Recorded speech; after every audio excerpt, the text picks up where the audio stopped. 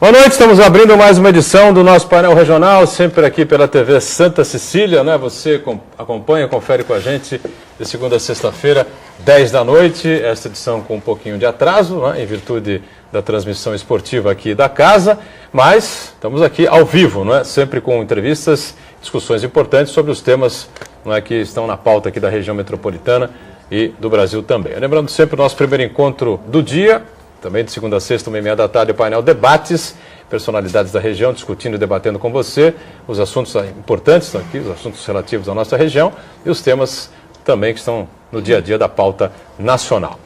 Estamos hoje com prazer recebendo aqui a Gilze Maria Costa Francisco. Gilze, presidente, não é, e criadora do Instituto Neomama. Boa noite, tudo bem, Gilze? Prazer rever você. Prazer é todo meu. Muito obrigada pelo convite, obrigada a Santa Cecília por proporcionar mais uma vez a gente falar sobre um assunto tão importante, né? É verdade. Estamos vivendo o Outubro Rosa, não é? Que é o mês destinado aí ao combate do câncer de mama. E quem me ajuda aqui, colabora comigo mais uma vez, é a jornalista Verônica Mendrona. Tudo bem, Verônica? Prazer recebê-la. Prazer é meu, tudo bem, agradeço o convite, agradeço a oportunidade especialmente de falar sobre um assunto, como a Josi disse agora, muito importante. Câncer de mama, são 52 mil novos casos descobertos a cada ano no nosso país. Então é realmente muito importante a gente falar disso em outubro e em todos os outros meses do ano também. Sem dúvida nenhuma, né? Claro, o Outubro Rosa é um símbolo apenas, né? As pessoas precisam se cuidar e fazer a prevenção o ano inteiro, não há dúvida nenhuma a respeito disso. A Gilze vai falar muito sobre esse tema aqui. 3014-5281 para você entrar em contato com a gente, participar conosco, enviar aí a sua pergunta, tirar a sua dúvida, fazer o seu comentário a respeito do tema importante que a gente coloca em discussão, coloca em debate aqui. Bom, Gilze, antes de mais nada, olha só relembrar um pouquinho o surgimento, não é, a criação e a ideia de criar efetivamente esse Instituto Neomama, não é, que serve fundamentalmente para orientação das pessoas, das mulheres em especial, sobre esse problema grave, não é, muito grave, mas que se for diagnosticado bem no princípio, a possibilidade de cura é enorme, não é isso? Com certeza, eu acho que a gente tem que estar atenta, toda mulher tem que ter uma vigilância saudável sobre a sua saúde mamária. Eu acho que o que está acontecendo muito hoje, que a gente vê, e isso a gente vê em consultório médico, em fila de ônibus, a gente vê em diversos locais, é o medo do diagnóstico. Então a mulher, ao mesmo tempo que ela está tendo um volume de informações muito grande, muito significativo, ela está na contramão, tendo cada vez mais medo, porque o diagnóstico do câncer, ele ainda é associado à morte, ao sofrimento, aquela pessoa que vai definhando em cima de uma cama, e não é mais esse o retrato do câncer. Na minha época, quando eu tive o câncer de mama, 14 anos atrás, ainda se viviam situações limites, onde a saúde era tremendamente afetada, o emocional dessa mulher também, e ela realmente tinha um mau prognóstico a partir do momento que a doença se revelava novamente. E você fazia prevenção? Não existe prevenção para câncer de mama, não tem prevenção? Não tem prevenção nenhuma. Tudo que a gente pode fazer, mamografia, ultrassom, autoexame, ir ao médico, na realidade, detecção precoce. Não existe nada que eu possa fazer para prevenir. Isso, né? Fazer sempre os exames preventivos, no caso de poder detectar com ele bem no início, que existe aí a grande chance de ser curado, não é assim? Muito. Para você ter uma ideia, a maioria dos casos, o câncer de mama, para ele alcançar 1 centímetro, ele pode demorar de 8 a 10 anos. Nossa. Então tem muito tempo para fazer detecção precoce. E onde vem a falha? Por que ele não é detectado precocemente? Vem muitas vezes do medo, que envolve as mulheres em relação à descoberta do diagnóstico, e vem também de muitos médicos que não solicitam exames. Isso também acontece, estou falando isso generalizando, a nível Brasil e a nível metropolitano também. Nós não podemos descartar isso, porque muitos diagnósticos ainda são tardios, porque a mulher, quando chega ao consultório, ela já está com o câncer numa fase muito adiantada. Isso é a realidade, 30% dos casos que sentam-se à frente de uma cadeira de frente para o médico, 30% é um diagnóstico tardio. Gilze, você que está há mais de uma década aí lutando, sendo ativista aí nessa luta tão importante, eu queria que você falasse um pouco para a gente qual o retrospecto que você faz nesses 13 anos, 12 anos de Instituto Neomama, quais os avanços que nós tivemos aqui na região metropolitana da Baixada Santista em relação ao câncer de mama? Eu acho que nós tivemos muitas evoluções, não somente a nível metropolitano, nós tivemos a nível metropolitano em função de descobertas de medicações que estão propiciando as mulheres com câncer de mama ter um tratamento muito mais individualizado.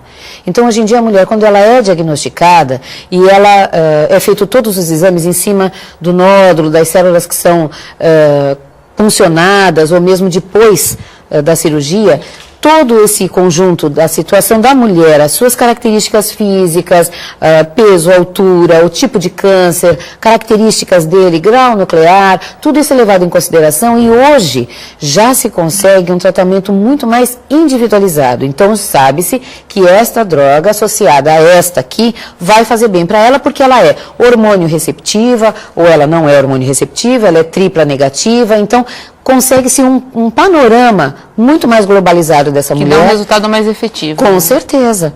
Então, a gente nota que antigamente era muito mais comum as recidivas, que é a volta do câncer no local, na própria mama ou na parede do tórax, e também as metástases à distância nos órgãos onde a célula do câncer de mama se identifica mais. Então, eram mais agressivas e essa mulher, ela morria muito mais rápido. Hoje em dia, essa mulher não morre necessariamente do câncer de mama, ela tem uma sobrevida muito boa, embora sobrevida seja uma palavra antipática nos ouvidos de quem ficou doente. E mais qualidade de vida também. Mais qualidade de vida excelente. Eu tenho mulheres no instituto que elas têm metástases e elas tomam quimioterapia, elas vão no instituto, elas fazem os seus plantões, elas vão nas atividades, elas têm vida. Não são mulheres que você olha e você fala, nossa, está doente. Ela tem que contar a história dela e você ainda olha e fala, meu Deus, mas ela está doente mesmo? Porque ela está ótima. E hoje, quantas pessoas participam do Instituto? Eu vi que o Instituto proporciona atendimento psicológico, sim, orientação jurídica, né? Nutricional, vocês têm uma série de atividades. Quantas pessoas vocês já atenderam nesses anos todos e quantas estão atualmente com vocês? Nós temos aproximadamente o cadastro de 3.000 mulheres. Não só de Santos, Baixada. A nível de Brasil. Porque vem gente do Rio de Janeiro, vem gente de São Paulo, do ABC, já veio gente de Minas. Já levou para Minas peruca do Instituto. Que eu pensei que eu estava dando adeus para a peruca e depois de meses a peruca veio pelo SEDEX com uma carta de agradecimento. Nossa, então é uma coisa muito legal. Só que quando vem uma pessoa de fora, a gente tem que reunir todos os profissionais que fazem o trabalho, que são voluntários no Instituto. Então é a fisioterapeuta, a psicóloga, a advogada, nutricionista, e essas pessoas vão ter que atender de uma maneira mais intensiva esta mulher no tempo que ela vai ficar aqui com a gente. Certo. Então, para ela ir com o maior número de informação possível, com o mais esclarecida possível, para que ela possa combater o câncer literalmente de peito aberto. Então, são 3 mil pessoas no cadastro. No cadastro, mas a gente atende também os familiares diretos e cuidadores. Principalmente nas orientações em relação à nutrição. Muitas vezes é o marido que chega e fala, olha, eu não tenho o que falar para ela, eu não sei o que eu falo para ela. O que eu falo não adianta, ela chora, o que eu tenho que fazer? E muitas vezes ele não tem muito o que fazer, ele também precisa de amparo. E o que o marido pode fazer? Então, o filho pode fazer? Como quem está assistindo a gente, como que ele pode amparar? Como a família? Primeira coisa é deixar ele esgotar o assunto. Ela tem que esgotar o assunto. Todo paciente com câncer tem que esgotar o assunto. Ele se torna repetitivo, ele vai falar várias vezes a mesma coisa, vai se culpar, eu estou sendo chata, eu estou voltando a falar, mas a pessoa tem que esgotar o assunto. A hora que ela fala assim, não tenho mais nada para falar, acabou, ela resolveu aquilo dentro dela, boa parte. E aí começam várias fases. A paciente geralmente... Todos os pacientes com câncer, eles passam por algumas fases durante o tratamento, desde o diagnóstico. Então, primeiro é a negação. Geralmente o paciente fala, não, isso aí meu exame foi trocado, não estou com câncer. Isso aí trocaram, o laboratório é incompetente, trocou meu exame. É difícil aceitar. Difícil, muito difícil. Né? Depois vem a raiva. Né? Porque comigo, porque não com aquela lá, que agora está verão, ela está indo para a praia, eu vou ter que passar por uma cirurgia, Bem essa. Elas podem se intercalar, todas elas. Depois vem a barganha. Olha, meu Deus, se eu for fazer a minha cirurgia e na hora não for câncer, eu subo de joelho a escada do Monte Serra, eu vou a pé para Aparecida do Norte. É um monte de barganha com Deus. E depois, de uma maneira bem severa e intercalada, vem a depressão e a aceitação. Mas é importante que a mulher ela não fica com depressão, ela fica com momentos depressivos. Então ela tem momentos de contemplação, o homem também. de ficar olhando para o teto, às vezes está olhando a televisão, passa a pessoa na frente, ela não percebe que alguém cruzou a frente da televisão. Que é a hora dos encaixes, de montar o quebra-cabeça da vida dela. É a hora dela ver quem ela era, quem ela foi um dia, se valeu a pena todo o empenho dela. A reflexão. É a reflexão. A reflexão da vida, né? Da vida. Passa o filme, né? Nossa, e como? E como? A gente tem que fazer o primeiro break aqui, um rápido intervalo, e voltamos já para continuar essa conversa importante sobre o Instituto Neomama, não é? E sobre a prevenção, né, ao câncer de mama. Voltamos já. Estamos de volta, né? Segundo tempo do nosso painel regional, com prazer recebendo aqui a Gilce Maria Costa Francisco, que é a criadora, né, e a presidente do Instituto Neomama, e também com a participação importante da nossa Verônica Mendrona, jornalista que mais uma vez participa e colabora com a gente aqui. Se der para cortar aqui para as duas, a torcida do painel regional aqui agradece os cortes. Vamos lá, gente, atenção. Voltamos de novo, vamos reiniciar outra vez. Vamos de volta, painel regional, né? Painel regional, o Balô, dá um alô para a turma lá do lado de lá, porque precisa fazer os cortes aqui. Por favor, gente, vamos se ligar aqui. Temos aqui duas convidadas, aqui à minha direita a Gilce, aqui do Instituto Neomama, presidente do Instituto Neomama, está aí a Gilce, e aqui a nossa Verônica Mendrona, companheira jornalista, mais uma vez conosco. 3014-5281, segue aberto para você entrar em contato com a gente, participar conosco aqui do painel regional.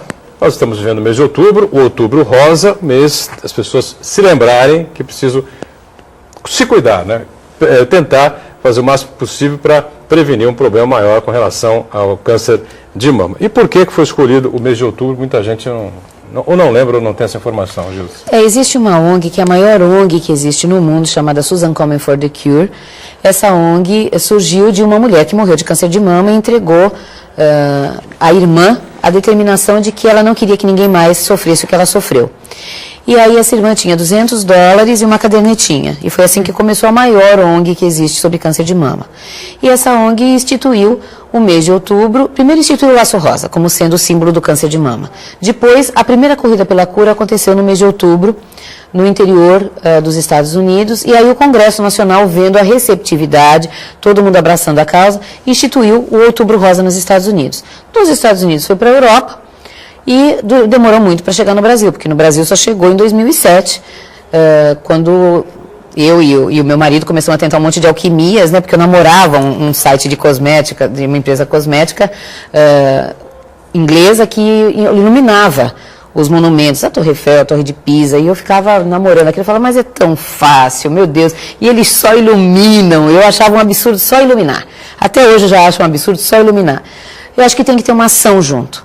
Iluminar somente, a pessoa passa, observa, olha uma, duas vezes, aí acabou. Mas falta a mensagem. Falta a mensagem, falta a ação. Mais efetiva, né? Tem que ter uma ação vinculada a essa iluminação. Senão, eu acho que o serviço não fica completo. Muito bem. 52 mil casos por ano, é isso? 52 mil casos, novos casos por ano. Novos casos, importante isso. 52 mil novos casos por ano no Brasil. É um número assustador? É um número assustador. É o maior número que existe dentro da oncologia.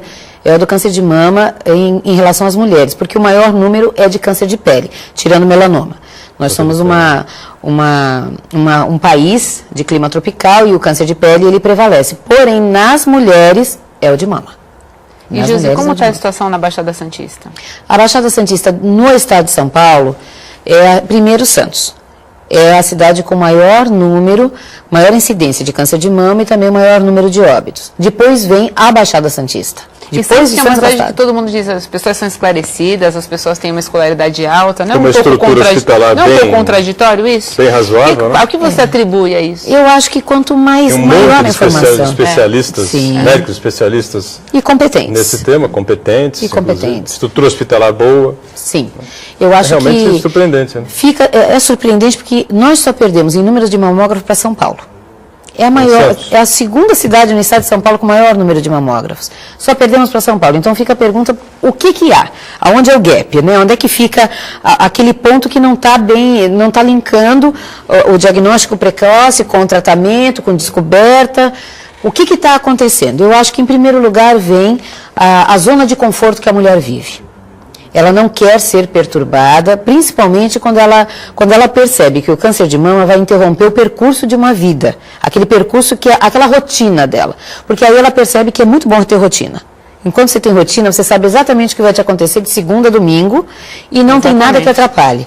Quando acontece uma doença como o câncer de mama, então ela é interrompida. A rotina é interrompida de uma maneira muito drástica e aí o câncer de mama passa a ser o principal protagonista de uma história onde ela deveria ter o papel principal. Então ela inverte muito os papéis. E o perfil da mulher com câncer de mama é o perfil da mulher do século XXI. É a mulher que menstrua muito cedo, que ela tem uma menopausa tardia, tem poucos filhos, às vezes opta por não ter filhos ou não pode tê-los biologicamente, é uma mulher sedentária, que se alimenta muito mal, que fuma, que bebe, que tem uma qualidade de vida comprometida pelo estresse. Mas não necessariamente tudo isso. Vários desses fatores. Se você se olhar, você vai se reconhecer em vários fatores que eu falei. É o perfil da mulher do século XXI. No início do século XX, para você fazer uma ideia, Verônica, no início do século XX, a mulher menstruava mais tarde. Quando ela menstruava, ela já estava pronta para casar, já tinha um mané lá separado para casar com ela, era tudo muito escolhidinho. E aí ela passava a ter filhos. E ela engravidava amamentando, e aí ela emendava uma gravidez na outra. E ela era uma mulher cheia de filhos, menstruava muito pouco, morria cedo. Quase não existia. É bem diferente, né? Ela tinha, durante a vida dela toda, mais ou menos, ela ficava menstruada mais ou menos 60 vezes. Durante a vida dela inteira. Hoje a mulher menstrua cedo, menopausa tardia, poucos filhos, estresse, tudo mais. A mulher de hoje em dia tem mais ou menos 600 menstruações. 10 vezes mais, né? É muita coisa. E as nossas mamas são duas bombas hormonais. É gigantesca. É gigantesca. Se você for contar, quem está em casa e tiver com dúvida, faça a conta de mais ou menos 14, 15 ciclos menstruais ano, ela menstruando por volta dos 10 anos, terminando de menstruar depois dos 50, você vai chegar nos 600. 14, 15 ciclos anda mais que um por mês, né? Exatamente. É normal isso? É normal, porque às vezes o ciclo é de 24 dias. Pelo menos seria 28. Não é não. O 28, o bonzinho é de 28. O bonzinho é de 28. daria praticamente 12, né? Ou 13 no máximo. 13, 14. Gilze, e aqui em Santos você falou que nós só perdemos para São Paulo em números de mamógrafos, então não tem fila para fazer mamografia. Não. Então não demora para fazer mamografia aqui na rede pública? Não demora. Nós não temos demanda reprimida no sistema público. Inclusive, neste mês, a empresa que... O pessoal não tem médico, os médicos não têm. Isso nós estamos cansados de falar. Que acontece. É preciso deixar isso claro, que a gente sempre fala, mas a pessoa na rede pública que vai demorar, que isso, que aquilo. Acho que é importante a gente falar disso, né? Nós temos toda essa estrutura favorável e estamos com essa média tão alta. Pode ser que demore mais na rede particular? Consultando, você sabe que o pessoal se queixa tanto, mas muitas vezes eu marco consulta pelo convênio que demora tanto quanto uma consulta ou mais, na rede pública. Exatamente. Ele tem que cumprir um X de números daquele convênio e acabou, você passa para o mês seguinte. Não tem muita conversa. E as pessoas reclamam, mas na rede pública não está demorando para fazer. Em Santos, este mês, mais que dobrou o número de mamografias que estão sendo solicitadas não pelos médicos, eles podem solicitar, estão sendo ofertadas pelas enfermeiras. As enfermeiras das unidades básicas de saúde, elas estão solicitando a mamografia, sem a necessidade do médico. Mas o que está acontecendo? Tem mulher que às vezes não quer, então ela não vai na unidade básica de saúde este mês. Ela posterga a consulta para o mês que vem. Porque ela não quer fazer, ela não quer encarar a possibilidade, nem que seja remota, de ser portadora de câncer. É o medo do diagnóstico. Em relação a números, a gente vê que de 2003 para 2012, né, uma década, aí nós tivemos o Brasil mais que dobrou o número de mamografias, né? Chegou ao final do ano passado com 4.400.000 mamografias, né? Exatamente. Isso tem a ver com mais informação? A gente pode atribuir esse número, as pessoas procuram mais, estão mais informadas, mais conscientes? Eu acho que estão, e eu acho que existe um fator que a gente não pode negar. As redes sociais têm um papel importantíssimo nisso, porque elas divulgam de uma maneira muito veloz as ações que acontecem. A mídia, ela está mais aberta a esse tipo de causa, conscientização. A mídia está parando, programas como este, programas como outros, estão parando para ouvir pessoas falarem desse assunto. E as pessoas em casa, elas estão perdendo o medo de ouvir falar, porque parou aquela cancerofobia, aquele negócio de que, olha, você vai morrer de câncer, se você tiver câncer, vai morrer de câncer. Então você tem que desestigmatizar a doença. tirar... Esse é o primeiro passo. O primeiro passo. Você tem fé, a maioria tem a sua fé. Muitas vezes você não é católica, apostólica, romana, você não é evangélica, mas você tem a sua fé. Se você tem fé, você já tem meio caminho andado para poder suplantar o problema. E tem que usar, você tem que usar todos os recursos que te oferecerem. Qual é a idade para a mulher começar a se preocupar com esse tipo de problema? Quando começa a menstruar, é isso? Olha, a minha filha, hoje ela tem 26 anos, e eu sempre falei para ela que ela deveria se preocupar em examinar as mamas, porque não adianta, preconiza-se que o autoexame, quem tem o costume de fazer o autoexame, ensine a sua filha a partir dos 20 anos. Se ela menstrua a partir dos 12, a partir dos 10, como é que chega a 20 anos e eu falo, olha, agora você vai começar a fazer o autoexame, eu vou te ensinar e você vai fazer. Não está incorporado aos hábitos dela. E o que acontece? Quando existem casos na família que são somente a herança familiar corresponde de 10% a no máximo 15% dos casos, quando elas vão ao médico, elas têm que fornecer esse tipo de informação para que o médico comece a ter um controle sobre essa mama. Então ele precisa solicitar ultrassom, lógico que não vai pedir mamografia para uma menina de 20 anos, porque não vai enxergar nada. Tem o tecido... Porque a mama está muito densa. Muito ainda. densa. A mama densa é uma mama muito cheia de tecido mamário. Então é aquela mama bonita que a gente tem quando a gente é jovem. Com o tempo, esse tecido bonito vai sendo substituído por gordura. E aí a visualização na mamografia ela fica muito mais perfeita. Por isso que é melhor, por isso que sempre falam que a gente vê na internet que a faixa de idade que é possível ver melhor seria dos 50 aos 69 anos? Isso é uma preconização do INCA, do INCA, né? que vai em desencontro com a lei federal do dia 29 de abril de 2009, que oferece à mulher, faculta à mulher o direito... O INCA é o Instituto Nacional do Câncer. Ele é que responde para o Ministério da Saúde os números de oncologia. Esses dados seus, inclusive, são do site do INCA.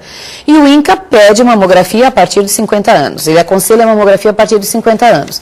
Enquanto que a lei faculta que a partir dos 40 a mulher tem o direito de fazer a mamografia anualmente. E houve um debate, foi ano passado... São 10 anos de diferença, não é muito tempo, 10 anos, né? é muito tempo. Mas o INCA não tem condições de arcar com essa mamografia, com esse volume de mulheres indo lá fazendo mamografia, batendo na porta pedindo. Então, é mais fácil postergar um pouco essa realidade que tem que começar aos 40. Certo. Vamos fazer o segundo intervalinho aqui no painel regional. Já já a gente volta para continuar com esse assunto bastante importante, né? Em instantes.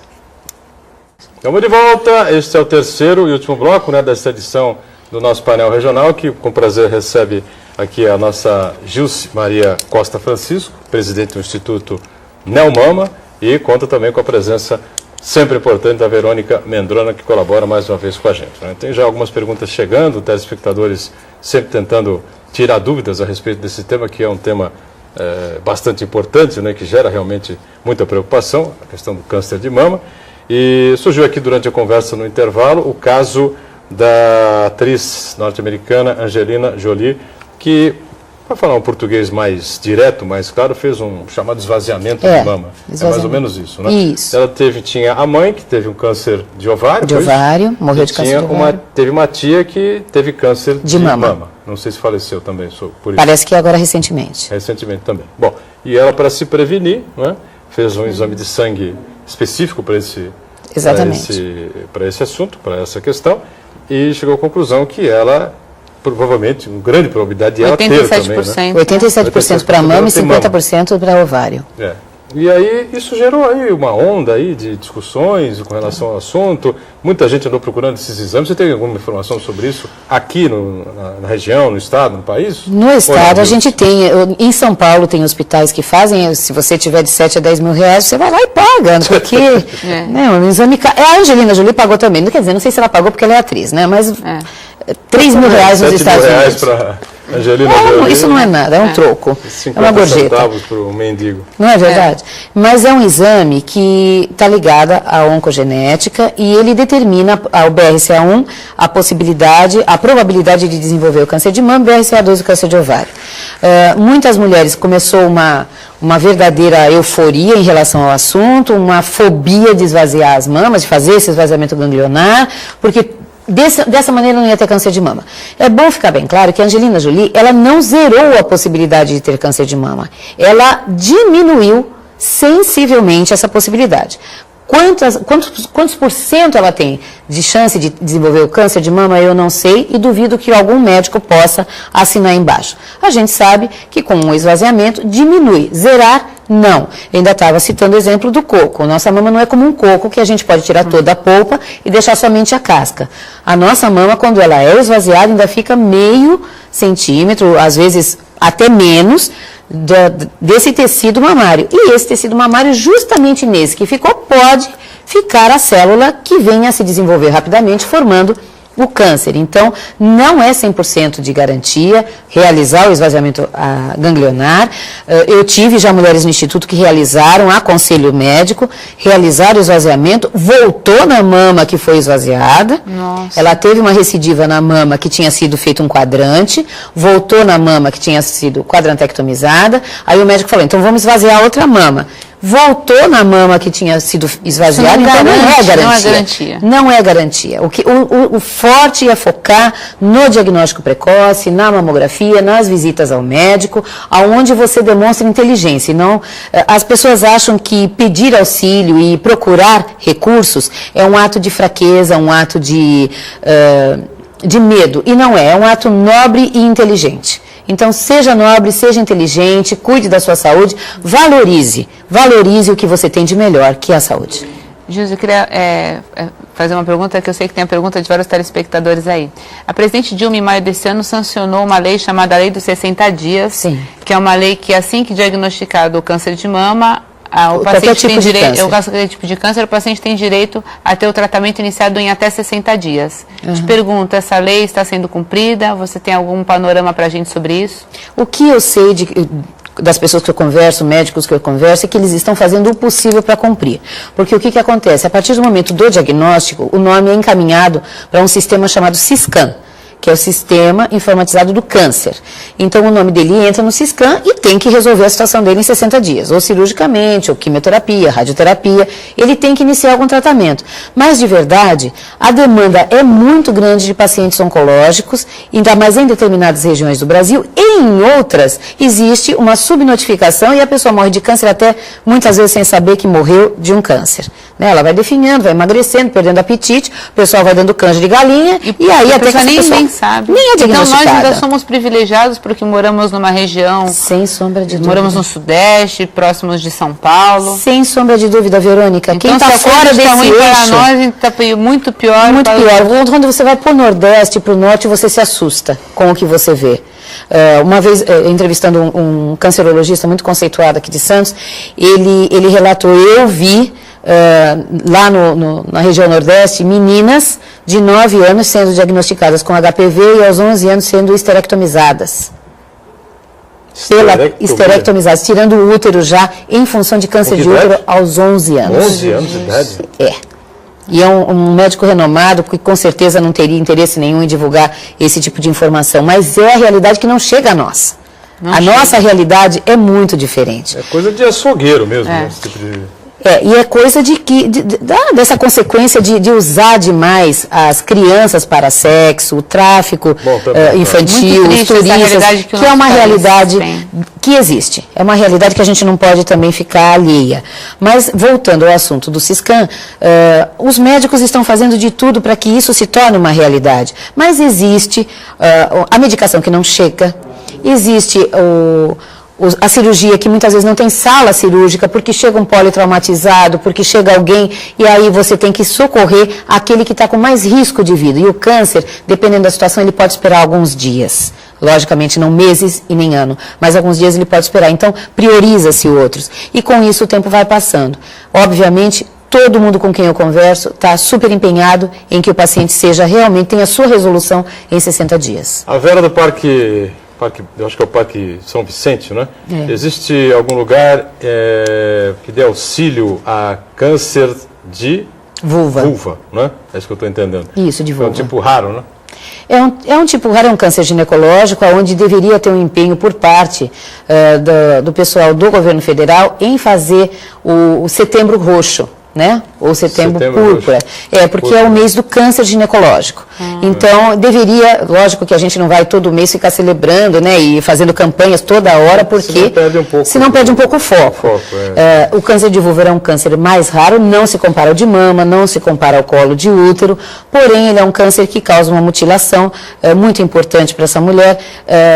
Onde você vai achar tratamento é aonde você foi tratada, é com o teu médico, ele é que vai te encaminhar para pessoas aonde ele ache aconselhável. O que eu posso te dizer é que na Unifesp existe um setor de fisioterapia geniturinária que vai poder te auxiliar nessa parte. Procure o campus aqui da Unifesp em Santos e procure as fisioterapeutas dessa parte, que elas vão com certeza te dar um auxílio muito grande e você vai ter um maior restabelecimento e uma melhor proximidade da sua condição anterior ao câncer. Carmen da Ponta da Praia pergunta mais ou menos aquilo que a gente perguntou também no final do bloco passado, a idade mínima para o início dos exames preventivos na mulher, na jovem, né? Na adolescência, né? A partir dos 20 anos pode começar com ultrassom. É importante que a mulher, principalmente quando ela tiver casos de câncer de mama na família, entre os 30 e os 35 anos, realizem uma mamografia de base, para poder, a partir dos 40, quando a lei lhe faculta o direito a fazer a mamografia anualmente, possa haver uma comparação da mamografia que ela realizou aos 30, 35 anos e a mamografia que ela começa anualmente. Gilze, o paciente com câncer, não só o câncer de mama, mas o câncer em geral, ele tem direito a isenção, a um veículo adaptado, isenção no IPI, impostos para veículos, cirurgia, no caso no câncer de mama, reconstrução da mama, passe livre interestadual, enfim, vários direitos, mas é fácil conseguir esses direitos ou ainda há muita burocracia para exercer o direito de fato? Primeiro, já esclarecer muito e repicar muito, porque acho que 90% das pessoas que têm câncer nem sabem dos direitos que têm, né? Existe o direito ao saque do PIS, do FGTS, não somente do paciente, mas também do companheiro ou da companheira, ele também pode retirar. A isenção de imposto de renda é somente para pessoas já aposentadas. É necessário passar por uma perícia, depois de um tempo ela vai passar por uma nova perícia. Em algumas cidades dá direito à isenção de IPTU e o carro automático que precisa da direção hidráulica, o câmbio automático, esse carro é facultado às pacientes com câncer de mama que realizaram esvaziamento da axila e também pessoas que tiveram outros tipos de câncer e tiveram esvaziamento também de axila ou de virilha. Essas pessoas, e também pacientes graves, né, com mal de Parkinson, pacientes que estejam com problemas motores, eles têm esse direito, mas é uma burocracia. A gente não pode negar que isso é cansativo. Marta, do bairro da Pompeia, diz assim, uma matéria que saiu recentemente, dizendo que o governo terá que distribuir gratuitamente os medicamentos para câncer. Ela quer saber se é verdade isso. O governo já distribui medicações para câncer, principalmente câncer de mama, câncer de próstata, que são medicações que são tomadas durante 5 anos, todos os dias. O governo já oferece. O que vai acontecer é que vai ter uma lista maior de medicações que vão estar nessa lista a partir de janeiro e alguns procedimentos que o SUS ainda não cobre. E a partir do momento que o SUS cobre e oferece a medicação, os convênios também são capacitados para fazer isso, eles têm que acabar seguindo os passos do SUS. Eu acho que a pergunta se referia, porque essa notícia veio essa semana em relação aos planos de saúde que vão ter que cobrir essas... principalmente as quimioterapias orais. 37 medicamentos orais. Exatamente, porque o que acontece? Muitas vezes a mulher tem um plano de saúde, ela consegue pelo SUS a medicação oral, a quimioterapia via oral, e não consegue do convênio. Porque ele diz que em casa ela não está sendo tratada, ela tem que estar dentro do hospital para ser tratada. Então ela tem que ir dentro do hospital, toma a medicação e volta para casa todo dia, por Deus, né? Não tem sentido. Então tem que haver uma maior sensibilidade, isso a gente faz sempre um apelo à Agência Nacional de Saúde, onde vocês podem protocolar queixas, reclamações, petições e também aos convênios que têm uma maior sensibilidade, porque para eles é muito mais interessante uma pessoa sadia, e com uma qualidade de vida muito superior ao que o câncer pode proporcionar, estar fazendo uso de uma medicação via oral e viver muito bem, do que deixar de dar essa medicação e essa pessoa piorar dependendo exclusivamente da quimioterapia endovenosa. Muito bem. Gilze Maria, obrigado pela participação com a gente. Eu que agradeço, muito obrigada. Mais uma vez, obrigado pelo esclarecimento, sucesso lá no Instituto, muito certo? Obrigada. E na campanha também, que se prolongue o ano inteiro e que a gente baixe aí esses índices, tá bom? Com certeza. Obrigado. Posso dar só, olha, dia 28 de outubro, no Santos Futebol Clube, às 14h30, tem uma palestra sobre câncer de mama, compareçam, é gratuito, vão até lá no Salão de Mármore. 28 de outubro, Salão de Mármore do Santos Futebol Clube. Obrigado, Verônica, mais uma vez também. Eu que agradeço a oportunidade de estar aqui com vocês mais uma vez. Obrigado a você que nos acompanhou. O painel regional fica por aqui. Voltamos amanhã no programa da noite, às 22 horas. Esperamos, não é? Na fé de Deus, que comece às 10 horas da noite. E o nosso primeiro encontro às 1h30 da tarde com o painel Debates. Até amanhã. Tchau.